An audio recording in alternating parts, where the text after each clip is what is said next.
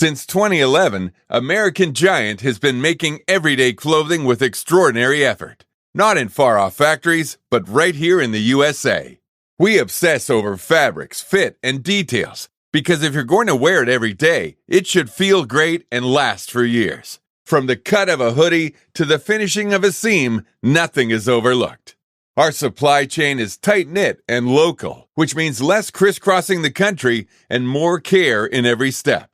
The result is durable clothing, t-shirts, hoodies, sweatpants, and denim that become part of your life season after season. This isn't fast fashion, it's clothing made with purpose by people who care as much about how it's made as how it fits. Get 20% off your first order with code STAPLE20 at American-Giant.com. That's 20% off your first order at American-Giant.com with code STAPLE20.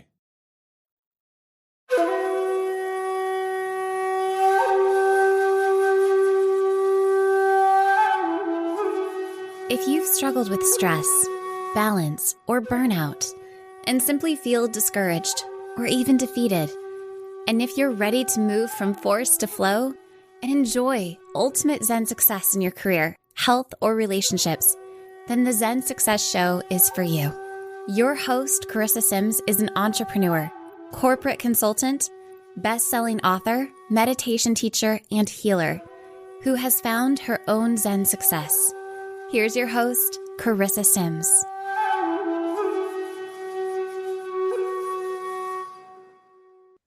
Welcome to this week's episode of Zen Success.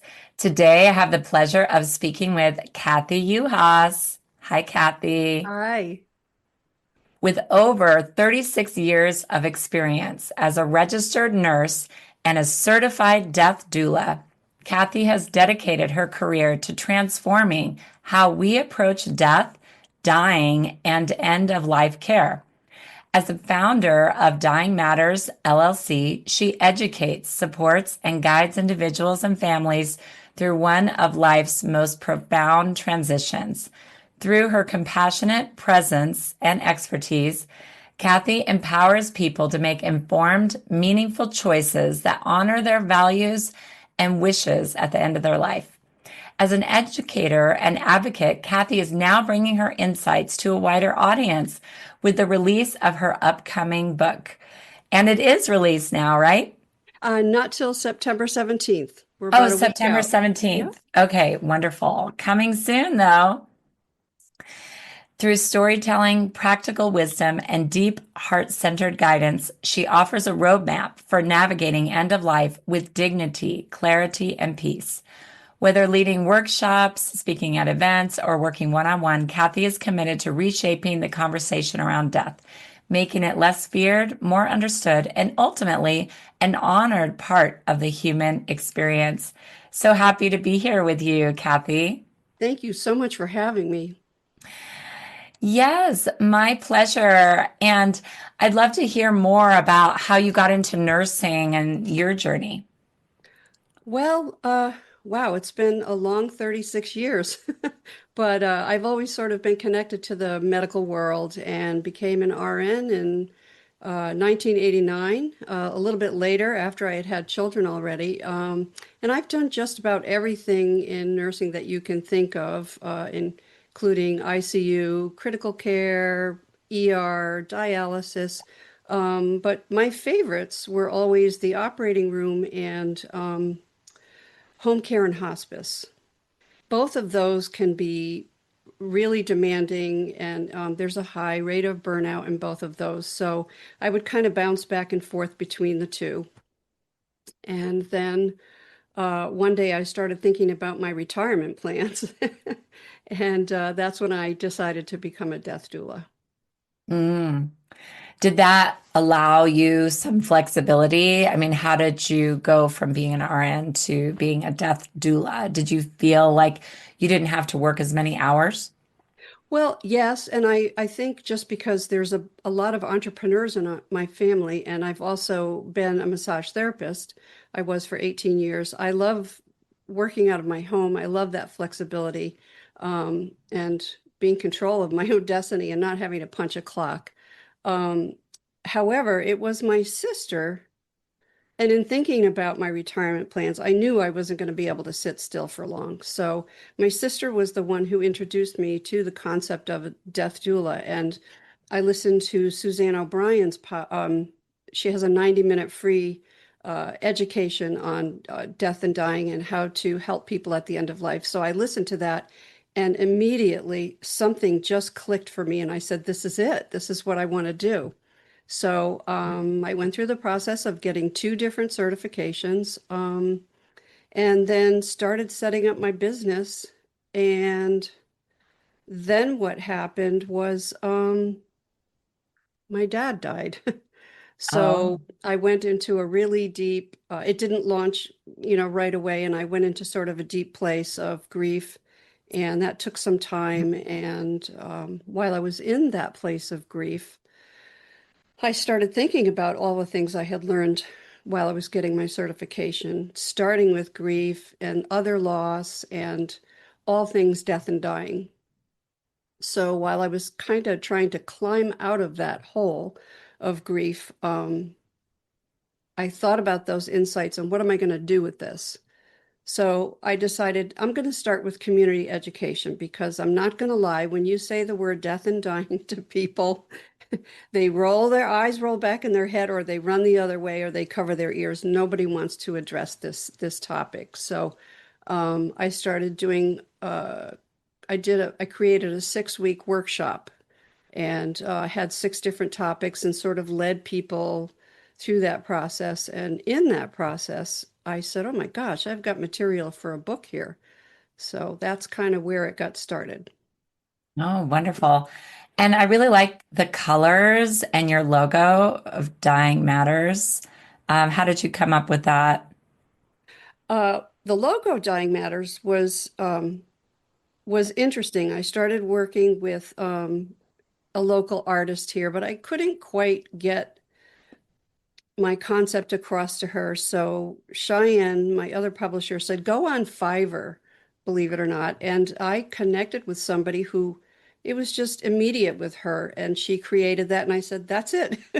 And as far as the book, Cheyenne also connected me with the artist Gaia Orion. She's French. She lives up in Canada, and we had one meeting.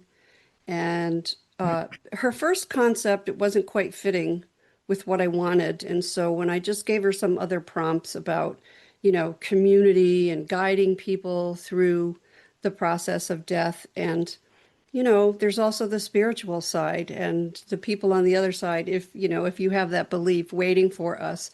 And then I said the word portal, and the minute I said all of that, the entire book cover came together. And I just really feel that she embodies the spirit of the book with that art. And I'm so proud of it. I've got it it's my screensaver on my phone. It sort Oh, of wonderful. introduces me to the And I process. wasn't bringing up your book yet, but it's funny that you brought Oh, it in. I was talking about your company, Dying Matters, oh, because the okay. logo is right behind you. Yeah, Oh, the logo is okay. right behind you and your green screen and but that's good to know about walking each other home. That's your book. Yeah. Yeah. So what about with your company? The same the logo and the colors. Yeah, so dying matters. It's sort of, dying does matter, and there are matters related to dying. So the two kind of go hand in hand. And, I'm just really passionate about educating people on all. I mean, over 36 years, I've seen a lot of people struggle.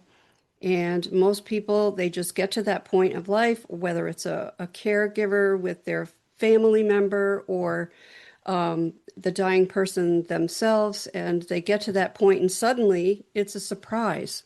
It's like nobody thinks about the fact that we're all going to do it. So why not have a better end of life and be prepared for it? And it's like once you do the work, when you get to that point, it becomes a little more seamless and people can have a better experience and focus on what matters most instead of all the logistics of, gosh, getting your affairs in order and that sort of thing. Yeah, and it's a hummingbird. Is it a hummingbird It's touching? a hummingbird, yeah. Yeah, I really love the hummingbird. It's like a really beautiful and special animal to me. And I'm sorry to hear about your father's loss, Mm. but in a way, it seems like you gained a lot of information through that grief and empathy, you know, so that you can really have compassion when you're helping people through this. What do you think? Definitely. I mean, it's been more than just the loss of my father. I lost my son to an overdose. My brother died by suicide. I've had a lot of experience with loss. And Oh, yeah, and then I felt like, so, okay, as a death doula, I'm with a family, and then somebody dies, and then you don't just say, see you later.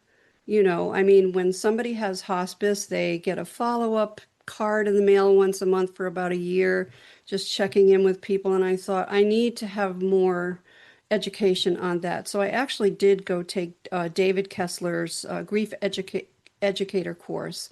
hmm. And interestingly, the first day of that class was the day my father died. And I thought to myself, how am I going to get through this course? I'm going to have to postpone it. And I have this little voice in my head that it comes now and then. And the little voice said, I think you should take the course because it might help you more with your process of grief. And lo and Hmm. behold, I missed a couple of classes in the beginning, was able to catch up. And lo and behold, I want to say it was the best grief process I ever had. So Wow. I just feel like it's really important to get that out to people too. Mm. It was like night and day, the difference between knowing that grief is okay.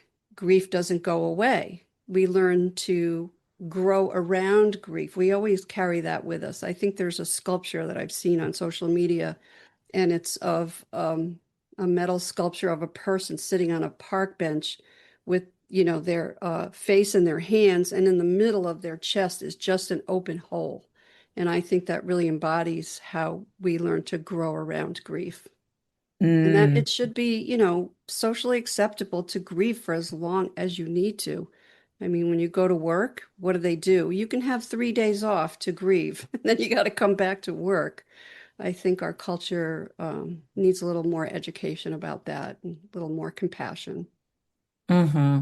Yeah, so a lot of people are forced to put that grief aside and move on. I know with my father's passing, my kids were both very young, Mm. and my daughter was 2, and yeah, my son was just 5, and I had a lot of guilt. I had to forgive myself, and a lot of things were coming up for me. But there was one thing I was grateful for is he was able to live with me and spend that time together and get to know my kids and his grandkids. So that was really special. So I try to focus on the positives of, That's amazing. Yeah. yeah, his process. So, when people are having serious illness conversation, what often goes wrong and what does it cost families? Or what can be the positive of that? When people are having these conversations, what can be the best outcome? Sure. So this is what I see over and over and over, and I have experienced it myself as well. When somebody has a terminal illness or unexpected, facing that this is the end of their life, one thing that happens is there aren't any conversations about it.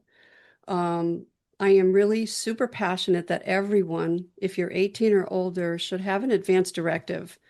I mean, anything can happen at any time. It could be a car accident. It could be anything. It something sudden. I mean, if some of us are lucky and we get to just randomly die in our sleep, and that's probably everybody's hope.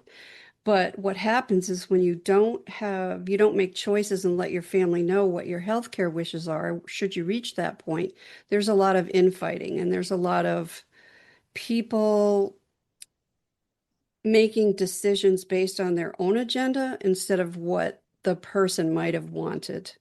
So, Mm. for instance, there was an 82-year-old woman and she had heart failure, and every time she would go to the doctor, they would say, "All right, well, this isn't working. Let's try this." And they just randomly go through things just to, like, our medical system is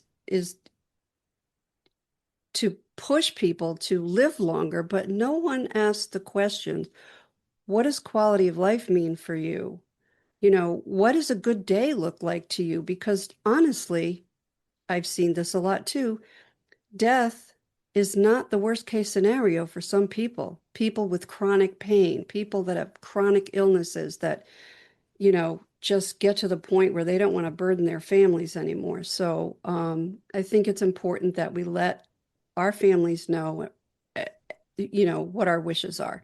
And people don't really even understand what that means. I mean, we see everything and our perception is what we see on television, like CPR.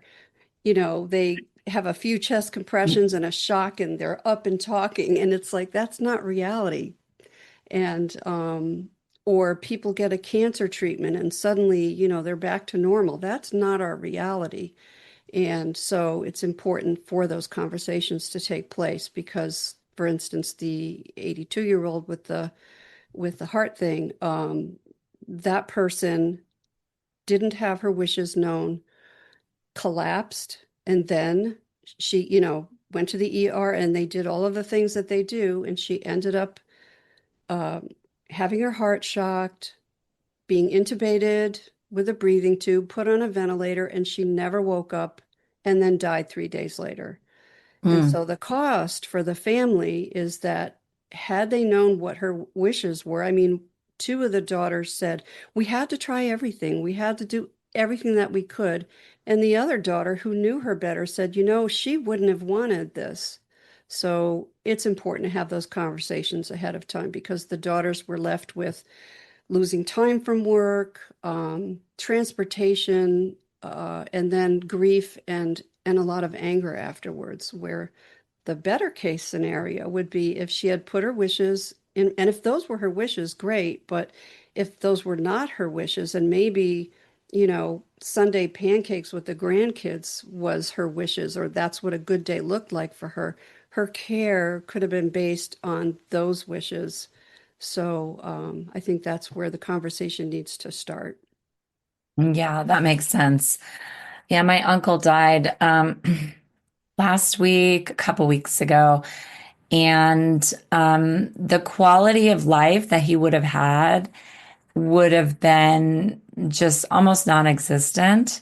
And so his wishes were to do not resuscitate, and that he did want to pass on. And his wife had a hard time and waited to honor it. But ultimately she did because she understood being there with him every day. He couldn't communicate, but he was still cognitively alert. So anyways, she could feel it in his Yeah, energy. yeah, yeah. That's why it's so important. We get into, I have a longtime friend who had stage 4 lung cancer, and she tried everything. She had a plan A and plan B and plan C with her oncologist, and she got to the plan C. And I'm going to say this is just a little bit graphic. I hope that's okay for people. But she was at the point where her eyelashes were falling out from treatment. Her fingernails were falling off. She was From 89 the cancer pounds. treat, Yes, like chemo or radiation. yes. And it was chemo. And her one goal was to get to her son's wedding in 9 months.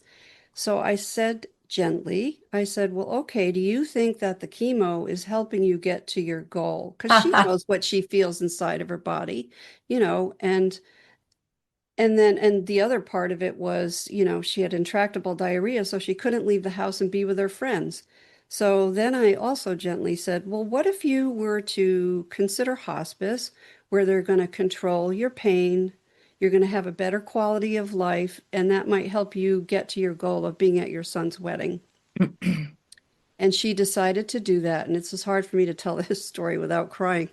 Does but that mean she stopped chemo? she did stop chemo. And all of a sudden, her hair started growing back. Her fingernails were back to normal.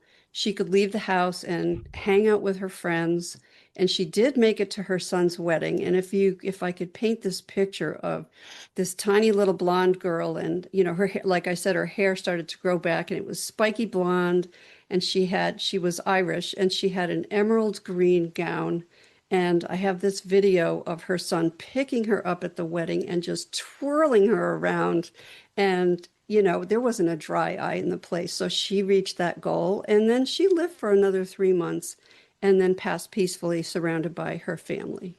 Mm, That to me, that's a better choice than, all of those side effects. And so I just think yeah. the main thing is, what does quality of life mean to you?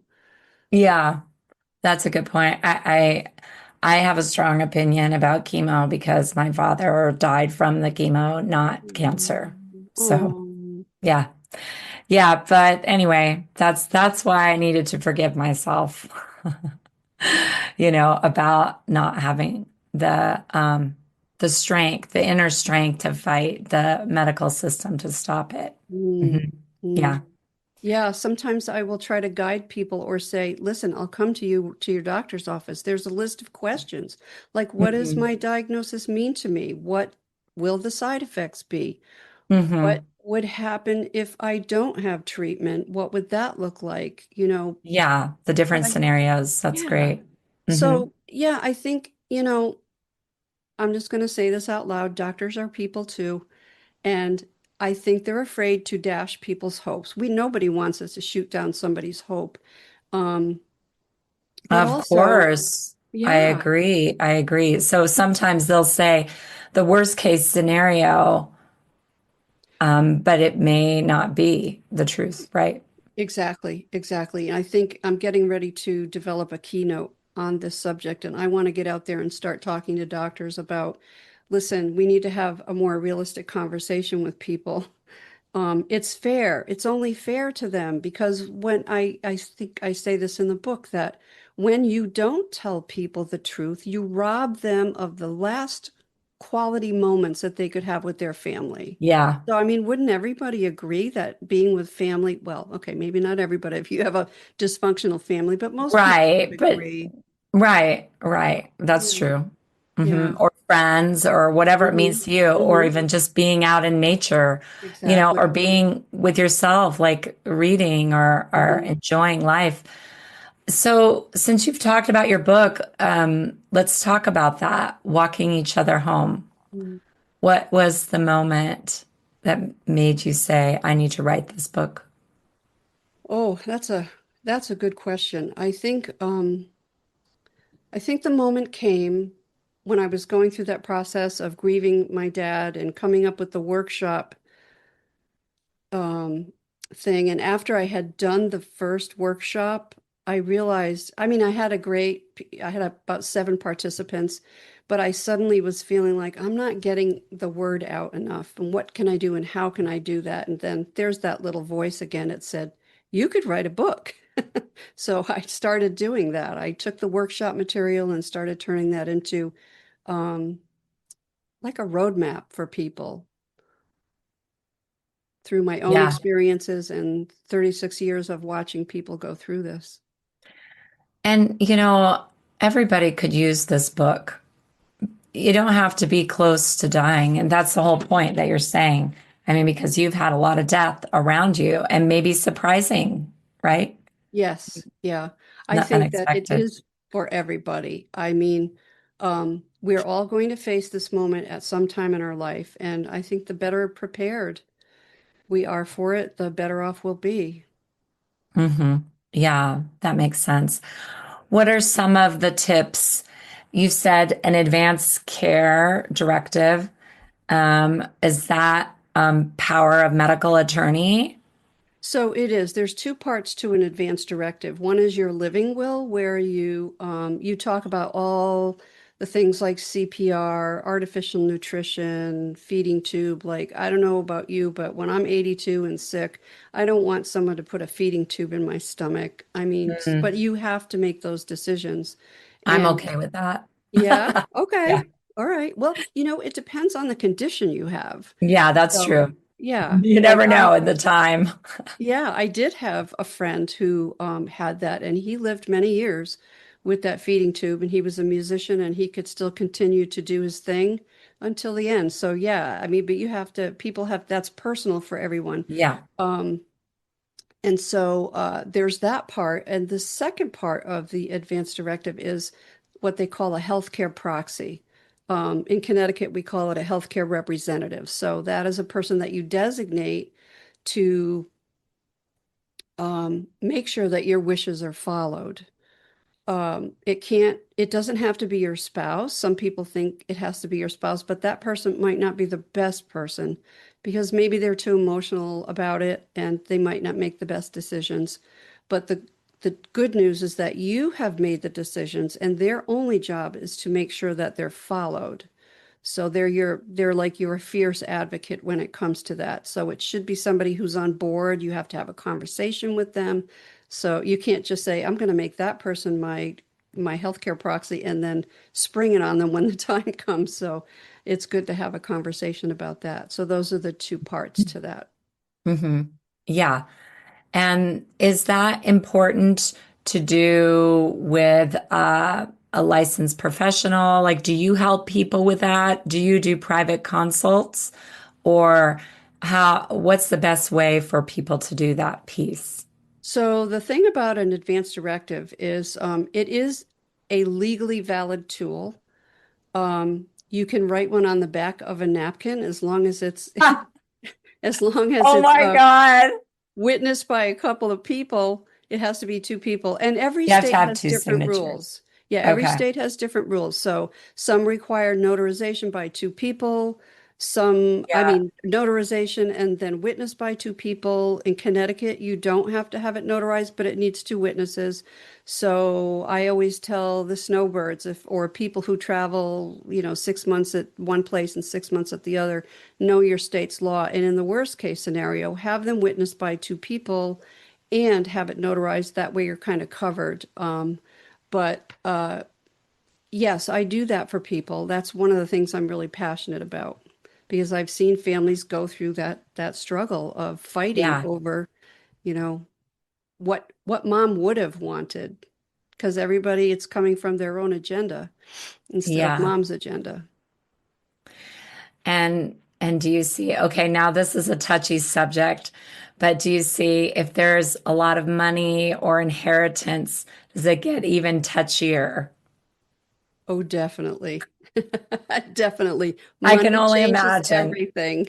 Money changes everything, and long lost relatives come out of the woodwork. I have had, between my father and my brother, I was executor for two different wills, um, estates rather. So my brother died without a will, and that's called dying intestate.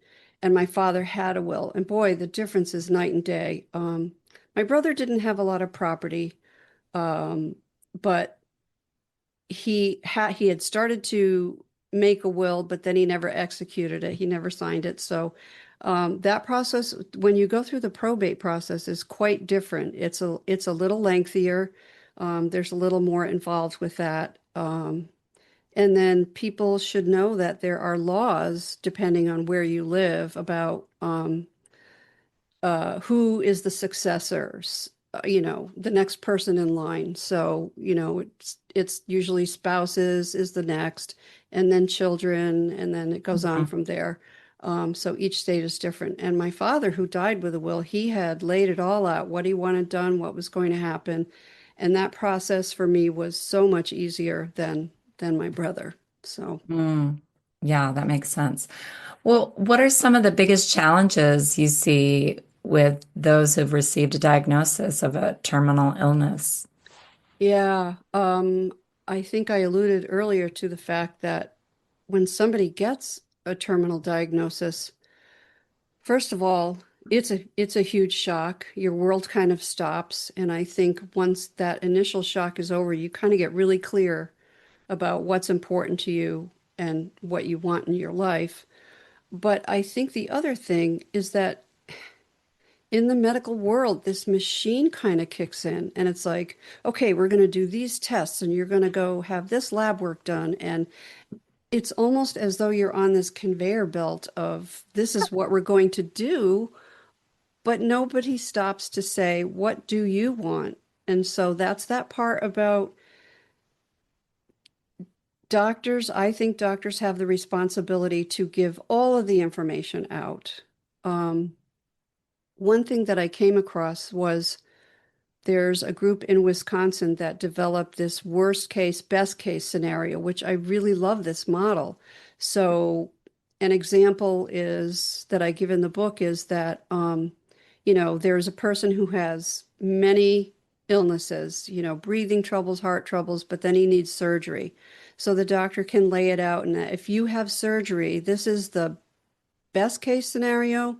This is what's likely going to happen, and this is your worst case scenario. And conversely, if you don't have surgery, here's your best case likely and worst case scenario. So that the person that's receiving the care can look at that and based on their quality of life values say, let's go this route. So maybe they say, nope, I want the surgery, and that's okay. That's your choice. But maybe I want to spend quality time with my family. So, I have to say that, boy, it almost sounds like a song, like "Stop the Machine." Hmm. If we had a better way of communicating with people gently and just laying out the options, like Hmm. why are Like we step so one, what are the options? yeah, And yeah, like then why are we and so then afraid to deciding. talk about death? Like it's not going to make it happen sooner. So Hmm. I think that's another thing too is let's talk about it. I mean they have death cafes all over the world. I don't know if you're familiar with that. No, what are those? So a death cafe is just it was started in by somebody in France and the founder of that has since passed away, but so they are gatherings where people can go and it's a safe place just to talk about it, to talk about anything. Oh, Um, yeah, any subject at all. And the person holding it cannot like facilitate their company or their business or whatever it is they do. It's just providing, and the premise is that you have to serve cake and coffee. So, and they're everywhere. I have one locally here, and I love that idea. Let's just get a oh my God. conversation going. Oh, well, that's wonderful. I love that. And and it reminds me a little bit of cat cafes. Maybe Oh, the cat cafe or a dog cafe can blend because that could really help people, I think, going through grief, having the pets there. yeah, I thought about changing the name because if you use the name Death Cafe, Yes. you have to go by their bylaws and their rules. But because I like to provide education, I thought about what if I call it Life Cafe, but then people that would be misleading because we are going to talk about death. Yeah. So, or Life and Death Cafe or something, death over Yeah. coffee or uh, Yeah. death That's over cute. I love brews. it. Well, your entrepreneurial mind is going, and mine is like all excited too. What are some common myths about palliative care versus hospice, and what's the difference? Yeah. So, most of the time when people hear the word palliative care or hospice, they think it's time to give up. It's over, game over. But That's what that's I not, think. That's my yeah, opinion. okay. So, but that's not really true because an Oh, example was my friend with the lung cancer. It actually can give people more time on the earth. Like my friend, if she had kept going with chemo, she would have never made it to her son's wedding. And we can also use Jimmy Carter as an example. He went on hospice pretty early in his disease process. I believe he had brain cancer, and he lived for 21 months on hospice. That is amazing. So, and he had really good quality of life. So, whereas palliative care can be started anytime in an illness. It can be okay. right from the get-go, like maybe chronic obstructive pulmonary disease or heart failure. Start the palliative care sooner. you're going to get more quality of life.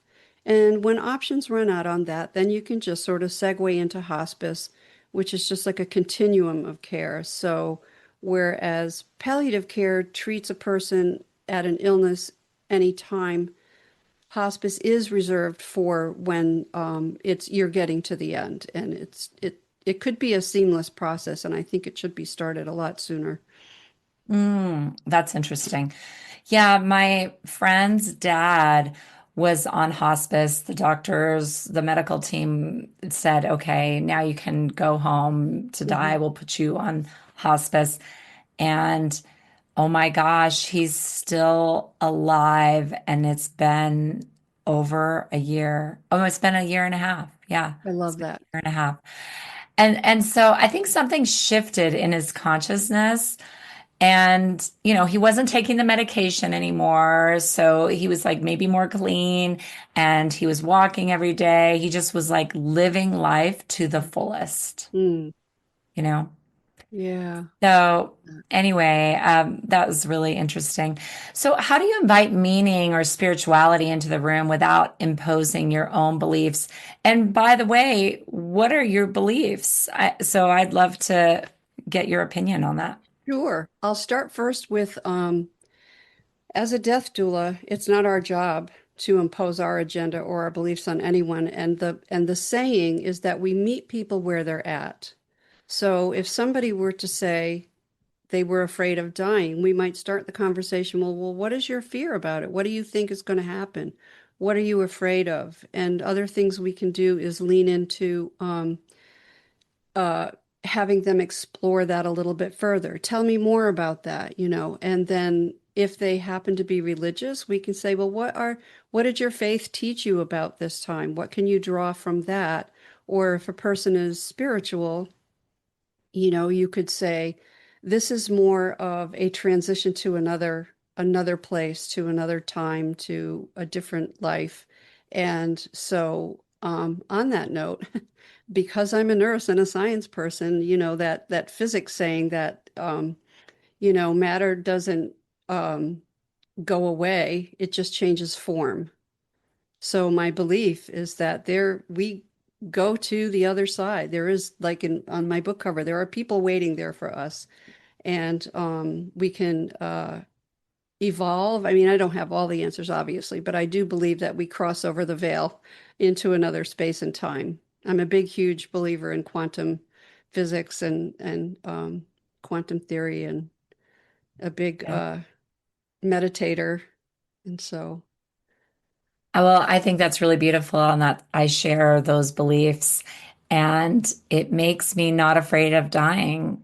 It makes it seem like a beautiful thing. And I really feel your passion for helping people and families through that. And I have a passion for it too, but I've never worked with that population except for my dad.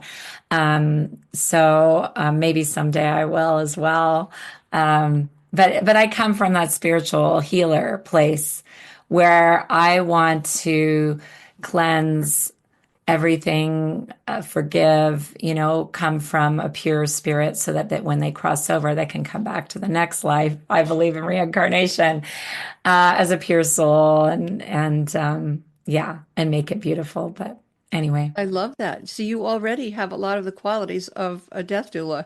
I mean, some of the things we work on are legacy, so helping a person know Mm, that their life had meaning. My friend with the lung cancer, she got mm. really sad one day and she said, I haven't done anything on earth. And I said, are you kidding me? You've brought two beautiful children into the world. You created a business out of thin air. She used to, her love was plants, and she created a business where she would go to other businesses and take care of the plants, maintain the Oh, plants there. cool. And not So to you had to mention, reflect back to her so she didn't have that regret. And I can see that like you can be as you're dying in this despair like I didn't do everything I wanted to do. That's so amazing. That's going to make me like really emotional. It's hmm. beautiful. And then there is the forgiveness part that you spoke of, because what I've seen when people are dying are the people that are holding in regret have a harder time dying. They take Yeah. they can even physically take longer because they're trying to work through these things. So if you can get someone to get to that forgiveness and we all know that forgiveness is not for the other person, right? It's for us. And so if we can help that person get to that place, they'll have a more peaceful death. So I love that. And also, finally, I mean, it was a really interesting process that after when I got to the end of writing this book, that knowing this and learning this helps you understand how to live your life more fully. So like I can see I'm going to that. be 69 and I think about these things all the time. And it's like, okay, how can I live my life more fully? How can I be more present in life for other people? And what's the most important thing? And I think it is connection. That's what I learned from writing the book is it's all about connection. Material things just don't matter. Mm, yeah, that's so beautiful. I love that. See, I'm getting Thank you. emotional. So, in talking about your book, Walking Each Other Home, if a listener decides to read one chapter first, which one would it be? Okay, that's a good question. I would have to say the book is sort of set up in a way that it starts with the question, why are we so afraid to talk about dying? And then each subsequent chapter sort of builds on the chapter before. So in the end, it's kind of like a roadmap. So beginning to end would be the best. But Yes, that makes sense because it's a roadmap. Okay. yeah, but here's an example of how someone could jump into something different. Last Friday, a friend of mine who does home care in another state messaged me to say that she has a patient whose daughter is really struggling. The patient was put on hospice, and they basically think there's only like 3 weeks left to go. And she said, "Did I have any advanced reader copies?" And I'm like, geez, I'd be happy to do that, but I don't know if she'll get it in time. So I went right right in the mail that day, and um, I hope, I think she would have gotten it no, today. I think she's going to get it today, but Hmm.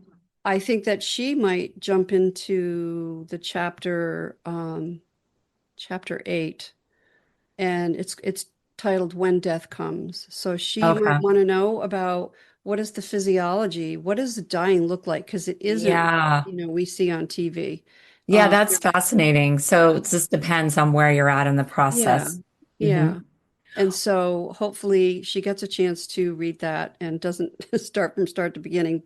But she could and learn about that, and that will help her feel a little more relaxed about the changes that she's seeing in her parents' body. So, Yeah, that makes sense.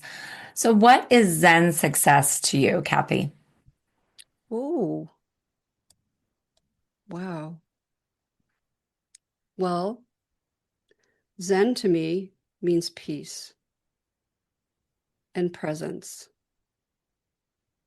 And success, that's really interesting also because I write on the side other things. I call them Sunday musings. And Hmm. somebody said the word success, and I'm like, okay, success for someone can be good, but it also can mean that somebody else loses.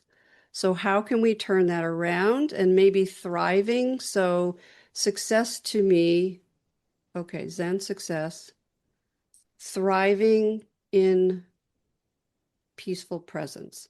How about that? That sounds wonderful. Very eloquent. I can tell you're a writer. It's been such a pleasure connecting with you and hearing about your book, Walking Each Other Home. And I'll put your website and how to buy your book coming soon in the show notes. So thanks for being on my show today, I Kathy. appreciate it so much. It's been so lovely talking with you and hearing about your experiences as well. Thank Thank you. you.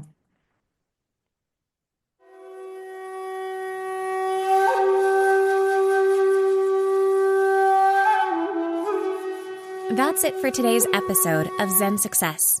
Head on over to iTunes, Google Play, Spotify, or wherever you listen to shows. Subscribe to the show and share with friends. Be sure to head on over to zensuccessshow.com to help you on your Zen success journey. And join us on the next episode. May you find your own Zen success in life.